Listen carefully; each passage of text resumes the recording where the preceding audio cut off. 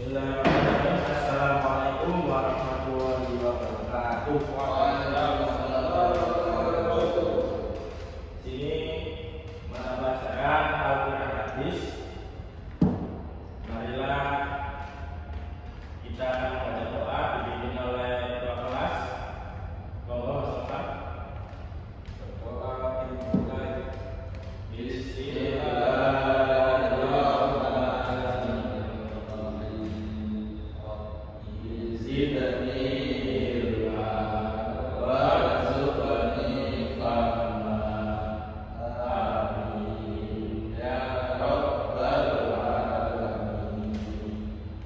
Sini saya akan mengajar dulu siswa-siswi. Yang pertama Muhammad Yusuf Baswedan, yang kedua Naufal Amin, yang ketiga Fazlur Rahman. Sini saya akan menjelaskan tentang materi Al-Quran. Menurut cendekiawan Muslim, Al-Quran berasal dari kata qara'a yang berarti membaca, dan kata dasarnya adalah Al-Quran yang berarti bacaan huruf alif pada kata Quran. Lanjut, Quraisyah menganggap kemampuan dengan demikian Al-Quran adalah bacaan yang sempurna, tak hanya sempurna akan kandungannya, namun juga redaksi serta petunjuknya.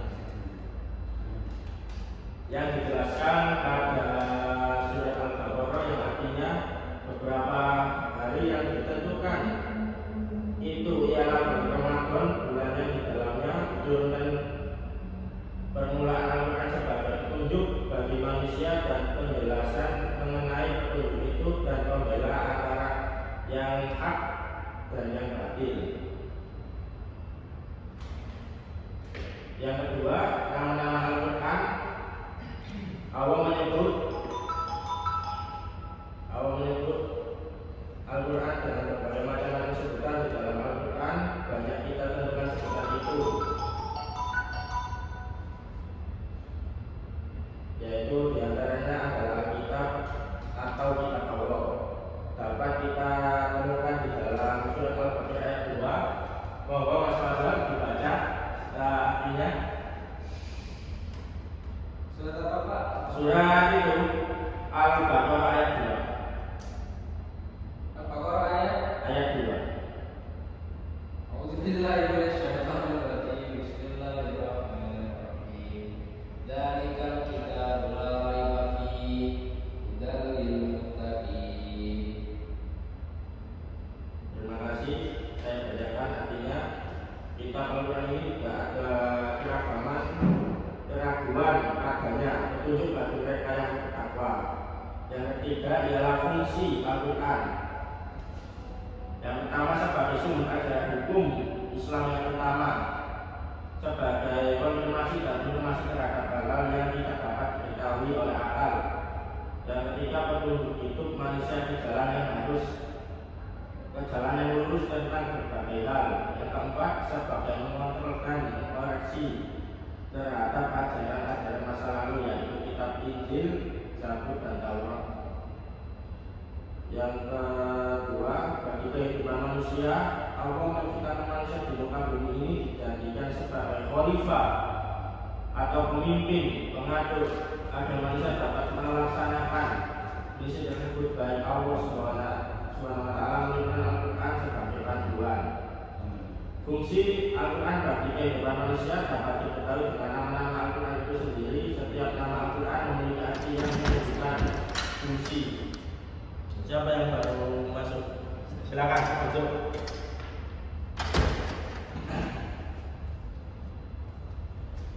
Yang kedua, hadis.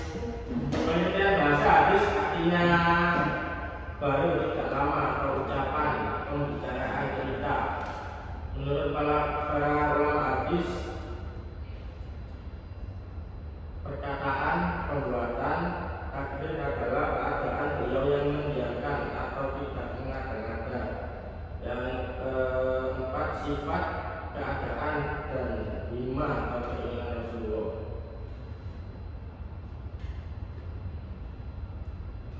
Yang kedua, fungsi hadis terhadap Al-Quran. Ada yang tahu? Fungsi hadis terhadap Al-Quran. Mau tolong dibaca hadisnya. Kalau nggak tahu nanti saya bacakan. Satu, mengukuhkan hukum yang sudah ada di dalam Al-Quran. Yang kedua, merinci ayat Al-Quran yang mujmal. Yang ketiga, menetapkan hukum yang belum terdapat dalam Al-Quran. Yang keempat, membatasi keumuman Al-Quran. Sekian apa yang dipelajari ini, kurang lebihnya yang mau bertanya monggo. Tidak ada. Ya, saya akhiri. Assalamualaikum warahmatullahi wabarakatuh. Ya, saya izin keluar dulu.